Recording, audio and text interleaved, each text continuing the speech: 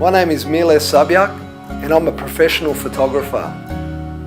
I was pretty much wrapped up in the world through drugs, alcohol, women, money, and living it up, people would say, but I was very empty inside, and my only peace I'd have at that time was walking my two Rottweilers. And I remember walking around the block that morning and really at the end of it, and I knelt before the Lord. Well, I didn't know who He was really, but I knelt before God and said, look God, you should be able to reach me. And He answered that call, and I just felt in the Spirit to go to a church.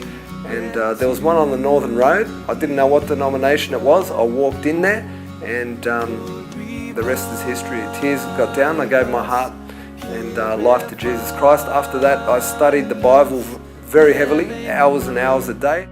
A year and a half ago, I had a brother move his recording studio next to my photo studio down at Campbelltown, and we'd sort of meet each other in the hallway, bits and pieces, and we discovered that we're both Christians. And Nano decides to drop over little DVDs every once in a while. He said, hey, I've got something to show you and share with you. He'd put it up in my door, and little bit by little bit, I'll be editing at night, so I had time to put these DVDs in, and one was by Doug Batchelor. I think it was Millennium of Prophecy, and it went through all the different truths of the Bible. And I remember when first I put it in, how profound the truths were.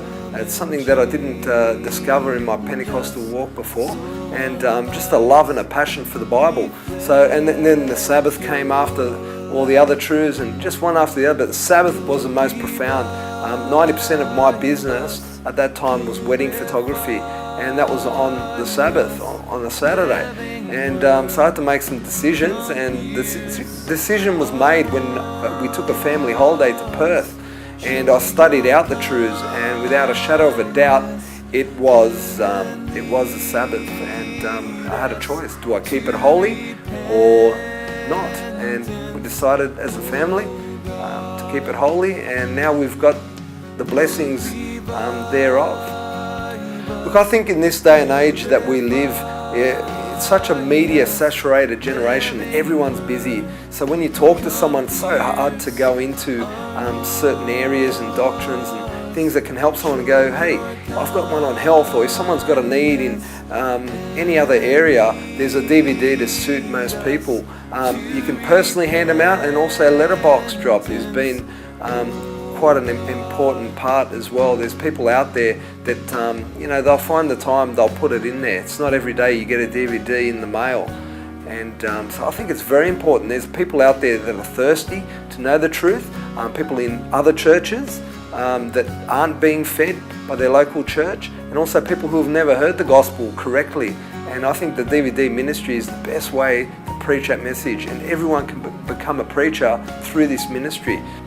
One thing I hear people a lot in churches say is that they just feel dry, not enthusiastic with their walk with Jesus. And this is a great way to really get a church to be on fire by sharing the gospel, blessing other people, and it comes back to people twofold. Basically, we need to be active in our faith, and this is just a great way to do it. It's a fun way, and it's also a way that you can share with your whole congregation.